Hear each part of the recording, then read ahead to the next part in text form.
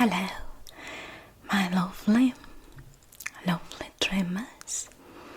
Hello to you and you.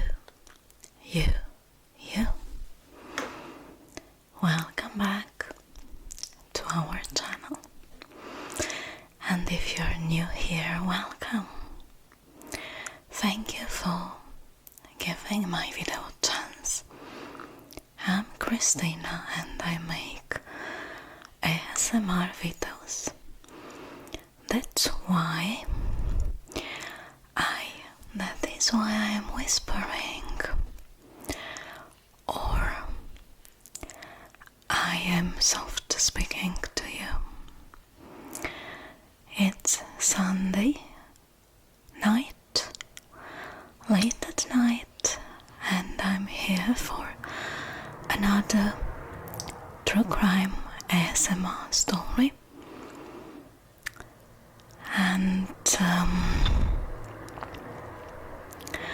this one is really disturbing, horrifying, unbelievable. So if I don't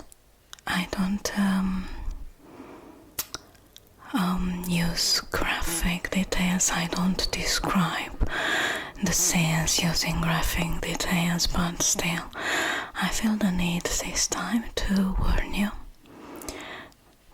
that the story I'm going to tell you is really disturbing, because I'm going to tell you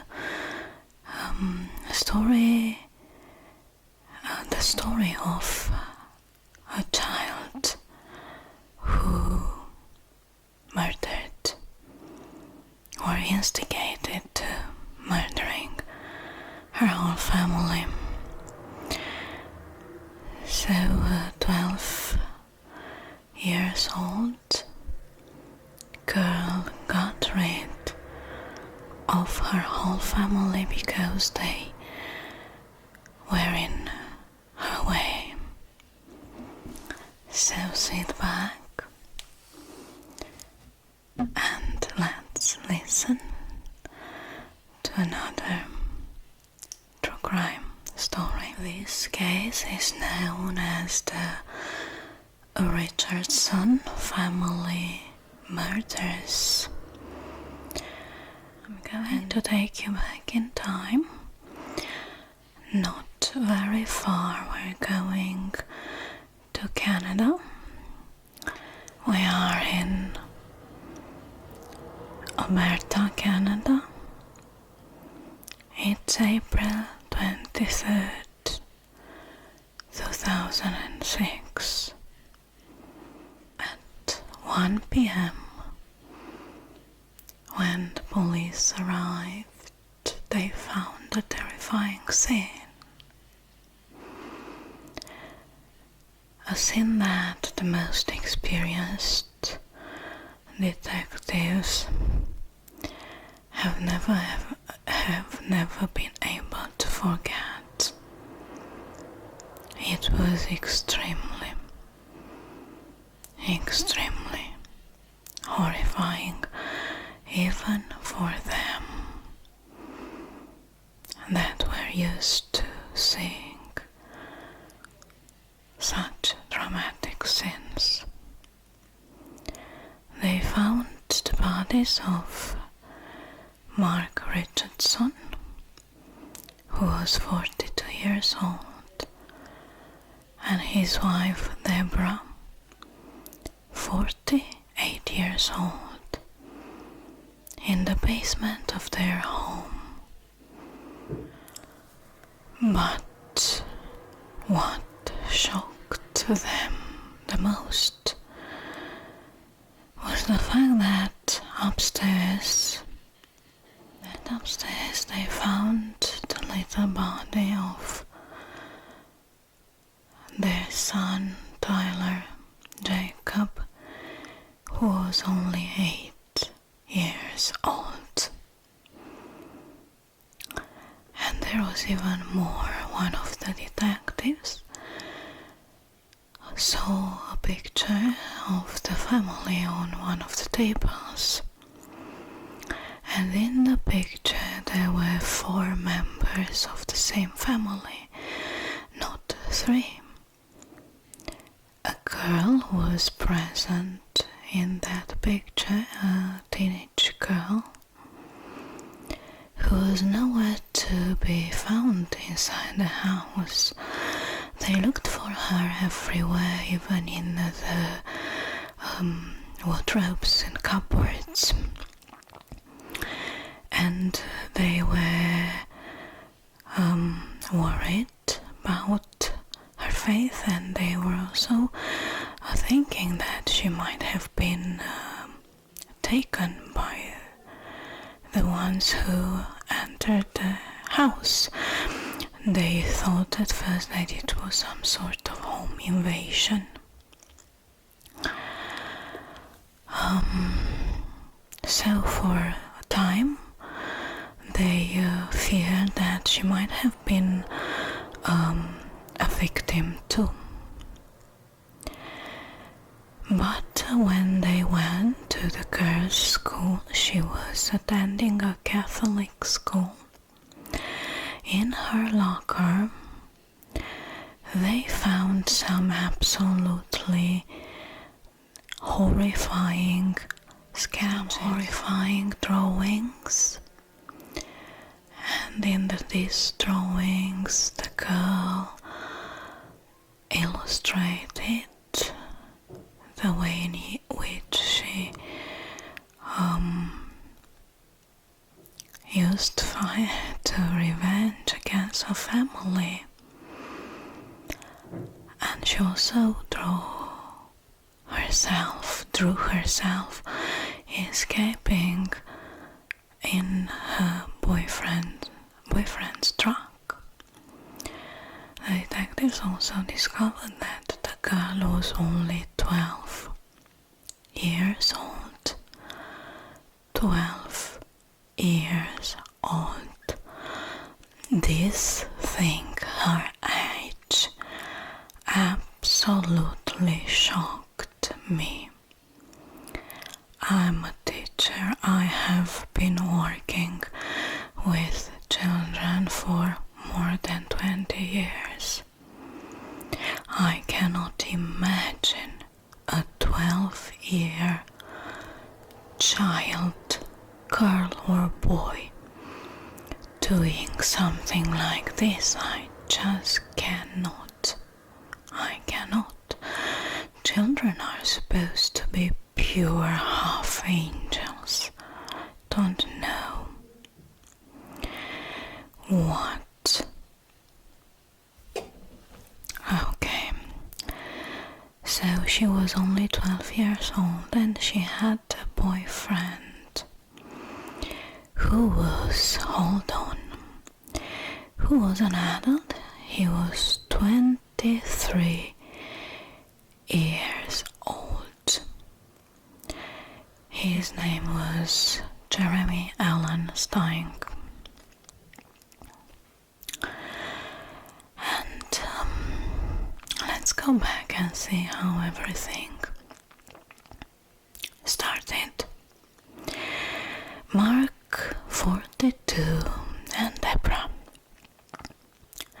48, were a typical family, a typical loving family.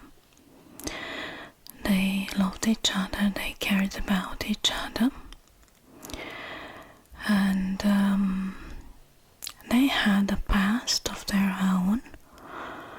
They abused some sort of substances, you can imagine what, but they had the power inside themselves to stop and start all over. They met each other, fell in love, got married, and built family together. Life was not easy for them, as I was telling you, but they succeeded in the long run to accomplish their dream of having a house and a beautiful family. They had to beautiful children, Jasmine, 12, and beautiful boy, Jacob, who was 8. Jasmine was described by her teachers as a very hard-working, diligent girl,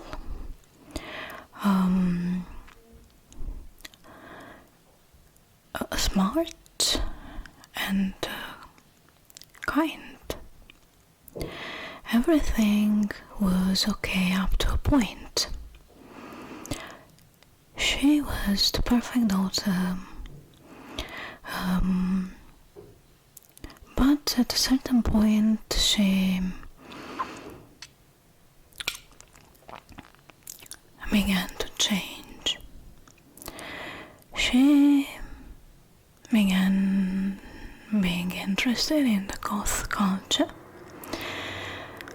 I digged a little bit into this type of culture, and there is nothing wrong with it. Maybe the way of dressing and the makeup might be shocking for the others, and I think that was the thing that attracted Jasmine, being different, the way they dressed, the need to be part of a group, to find her place. So I don't think that they influenced her in any way. It was Jasmine that started to change and didn't fit any longer, because she was interested in other kind of topics, not very usual for a child of her age. She discovered the online world, and I've always said about internet and about everything, there is a good part and a bad part in everything. So look at a knife. What can a surgeon do with a knife? What can a murderer do with a knife? It's the same with the internet. You can use it to develop yourself, to say so, or you can use it to damage yourself, to damage your soul. And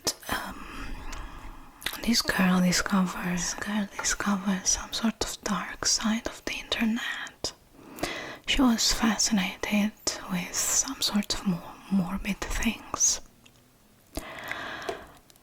and she gave up dressing at school according to the Catholic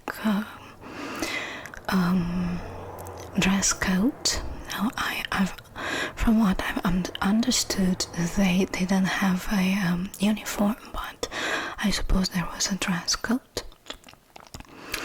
And she started to wear heavy makeup and dress ghost style. I think she liked being in the center of attention and being considered different, and she liked shocking the others. And you can imagine that some sort of conflicts were generated in her family. Deborah, her mother, was described by the ones who loved and knew her as a very, very open-minded person.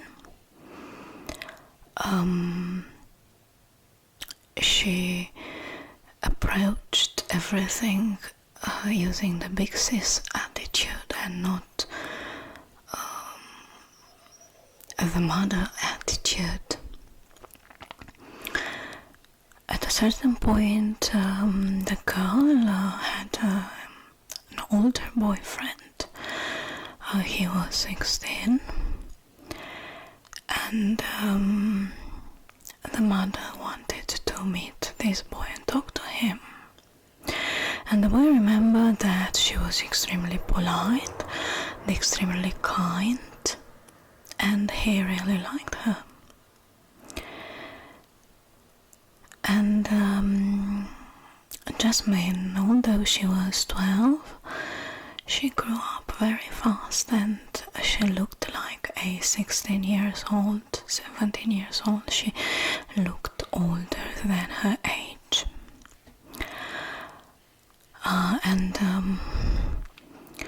on her online profiles, she always said that she was 16 and not 12. Again, I can imagine a 12-year-old child having a boyfriend and doing things like I don't know.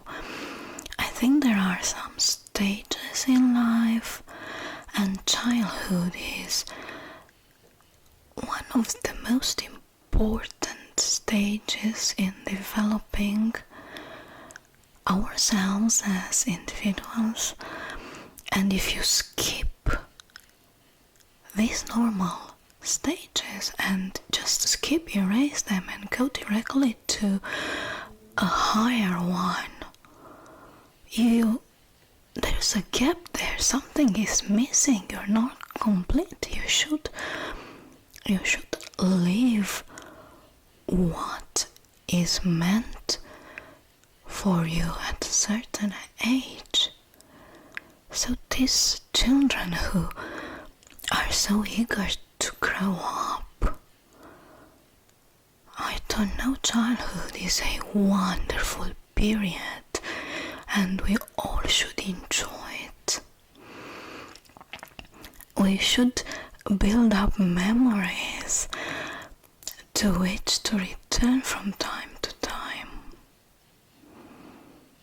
So this case was so shocking to me.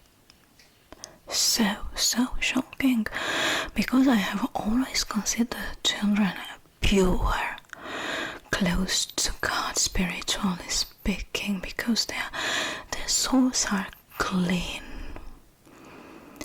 Their souls are full of light.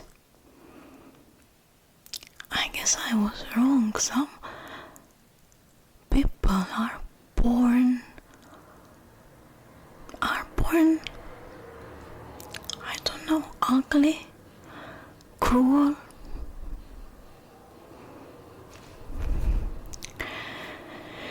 Okay, I'm sorry, but I was beating the bushes gracefully.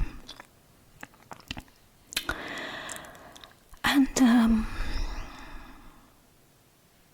Jasmine broke up with a 16 years old boy, and it's not known how she met this Jeremy.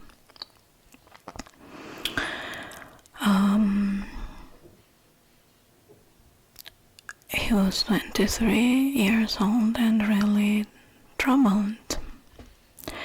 Really troubled.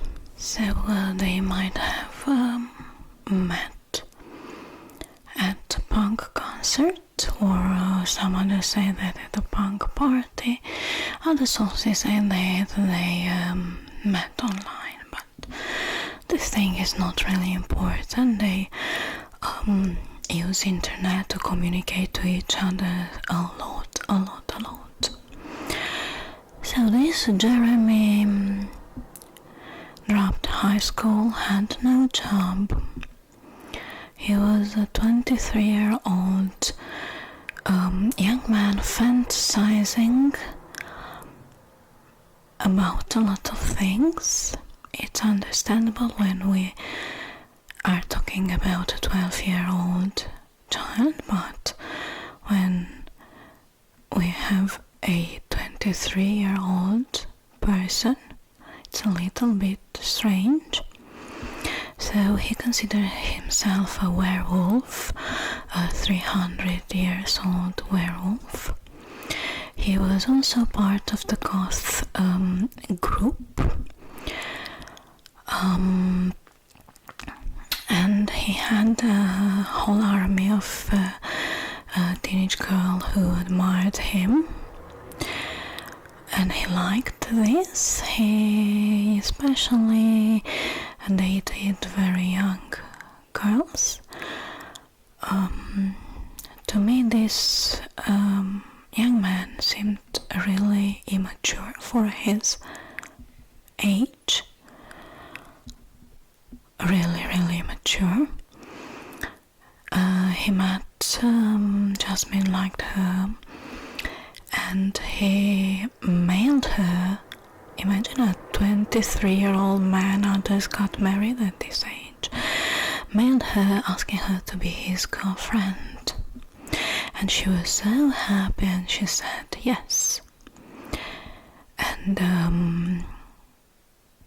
it's not clear that he knew her real age. I suppose she told everyone that she was 16 and not 12. And they became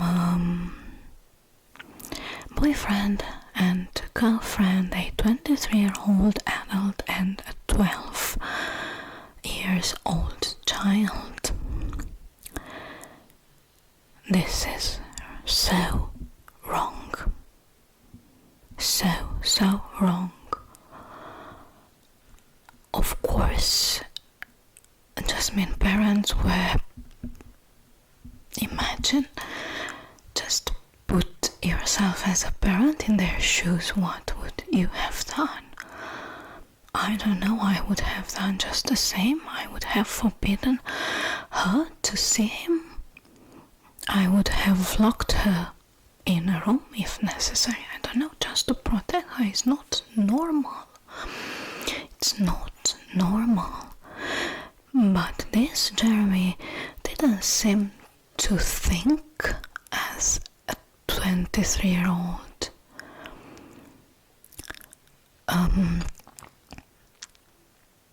He used to wear a vial of blood around his neck, hanged as a pendant.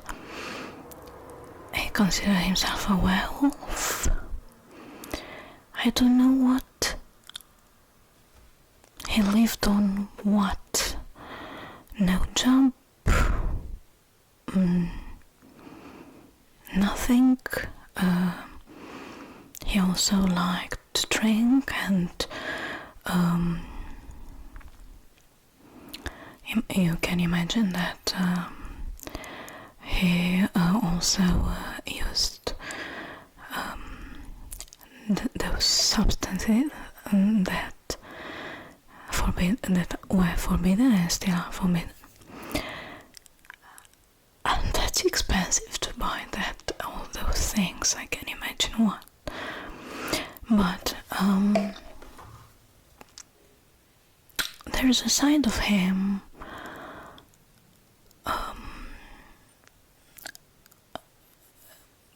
he is described by friends and some girls as extremely kind and polite, which again is really strange. This young man had a very troubled, really troubled childhood, a really sad one.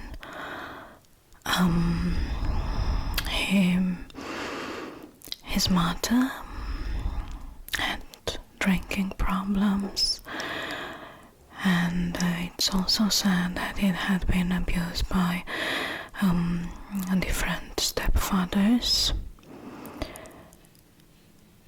And he was also fascinated by shocking, violent things.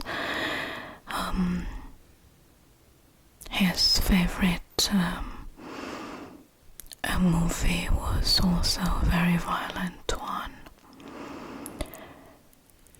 And he seemed to be living in a fantasy world.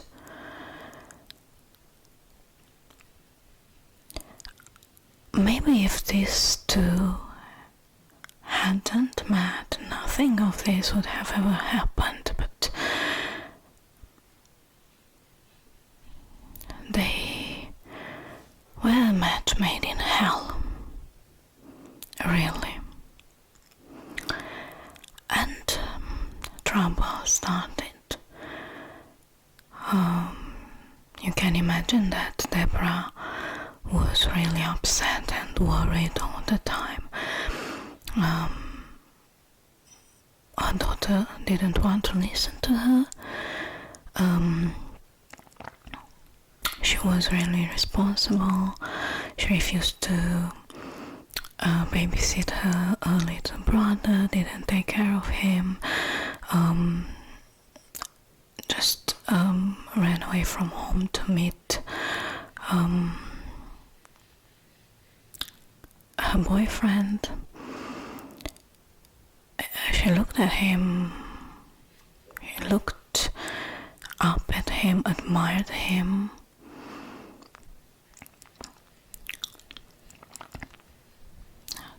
Years old, madly in love with the wrong person. And in her childish mind, her parents, her whole family was in their way. And she started fantasizing about getting rid of her family. And she wrote to Jeremy and told him about her fantasy, and he liked the idea and added some new details.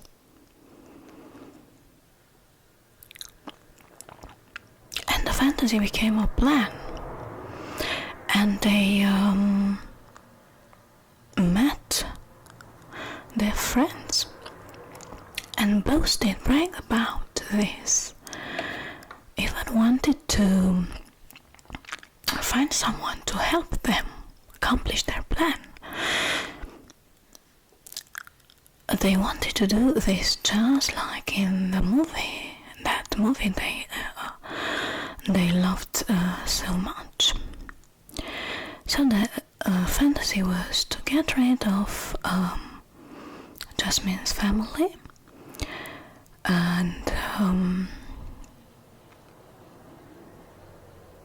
then run away in his truck, get married and live on what? She was a child, but he was an adult. Okay.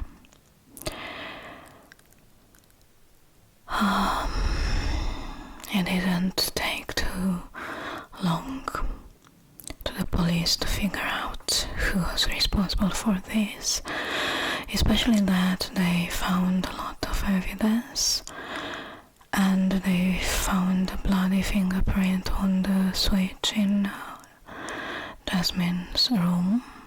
A home invader doesn't enter a house and switch on and off the lights, he just goes away. And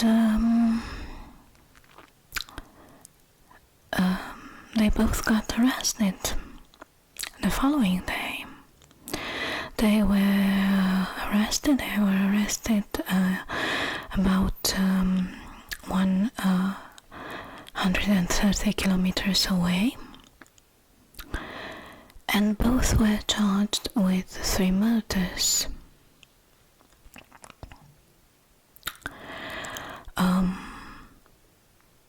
Later on May 3rd, 2006,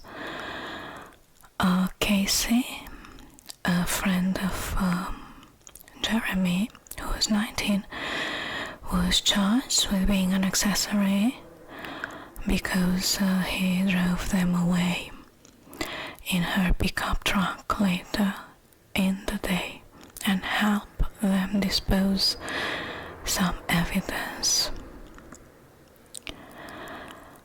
So they had been boasting about this for a while, and nobody thought they really wanted to, nobody took them seriously. Would you believe a 12-year-old child telling you that she might get rid of her parents? Nobody believed them.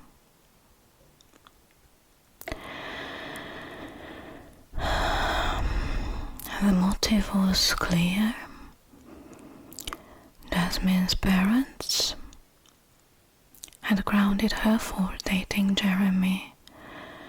They took her computer away.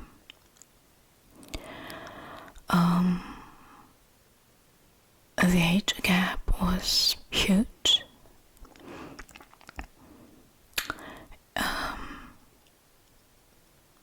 Shortly after her arrest, Jeremy asked her to marry him and she said yes.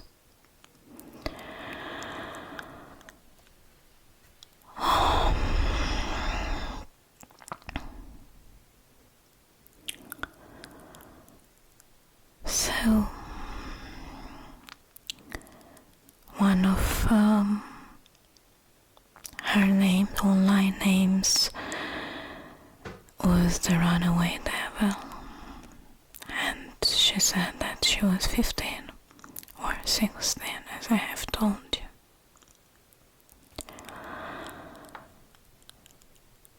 And they got the Runaway Devil and her boyfriend got arrested. And Jasmine was the youngest possible person charged with a crime. On July 9th, 2007, Jasmine, who turned then 13, was found guilty of 3 counts of first-degree murder. She is believed to be the youngest person ever convicted of a multiple murder in Canada.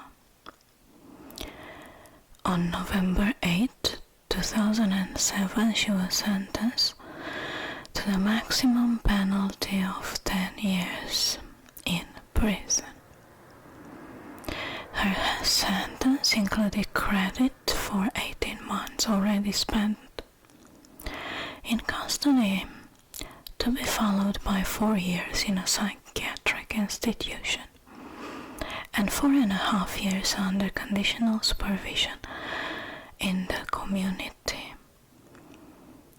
In September 2011, she went to university and attended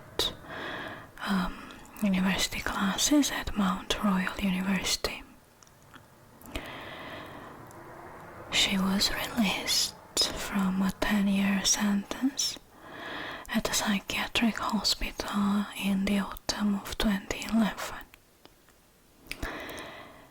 It was reported that she was going well and that she expressed remorse for her actions. In May 2016, her sentence was completed and she was freed. From what I've understood, she is now a free person living under protection and having a different name. Jeremy admitted to the murder of the parents. He even boasted about it undercover police officer while he was in custody. But he had never admitted that he murdered Jacob. He had always said that he didn't touch Jacob, that it was Jasmine the one who did it. He was tried in November 2008 and found guilty on 3 counts of first-degree murder. On December 15, 2008, he was sentenced to 3 life sentences, 1 for each first-degree murder count. The sentence had to be served, and he will be eligible for parole after serving 25 years. These murders were planned and committed by the family's 12-year-old daughter, together with her 23-year-old boyfriend. Jeremy had also changed his name in Jackson May. As I have told you, she had been fantasizing about this and kept on writing to him. She used to draw.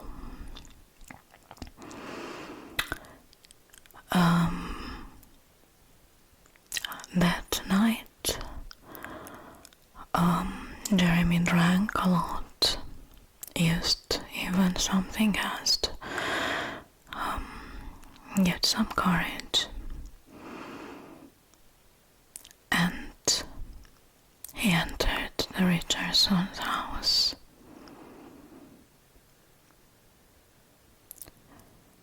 The mother was the one who heard something downstairs,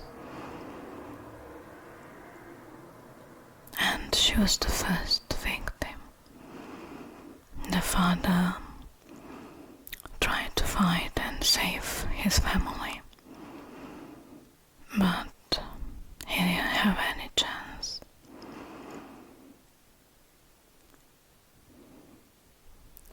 And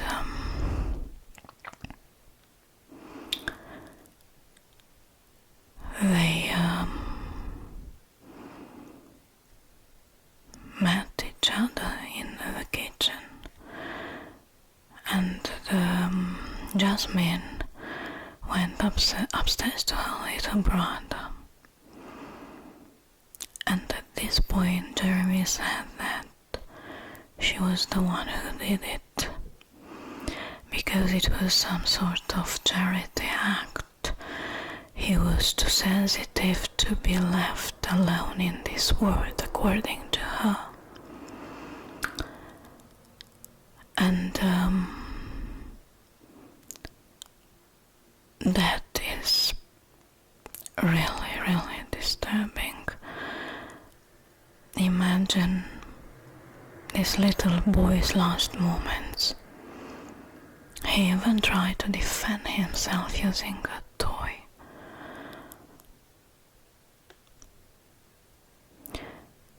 And they left together as if nothing had happened. They happily ran away. She took her mother's credit card. They were planning to get married.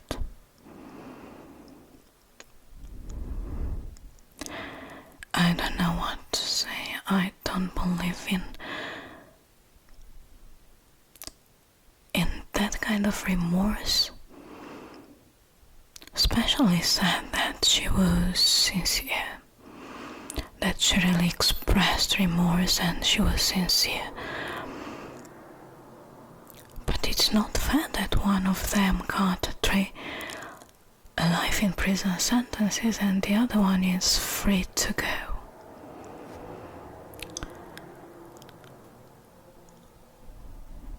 And that's the end of my troubling story. Just let me know in the comments below what you think about this. Do you think that it's safe to let such a person go back to society? What do you think? Do you believe in? She was really young, indeed. So if you liked my story, it's weird to say liked, so please drop a like, leave a comment, and if you're not subscribed, please consider subscribing so that you can help me grow my channel. Thank you very much, and I hope that you're having a wonderful day or evening or night or afternoon, wherever you are in this world.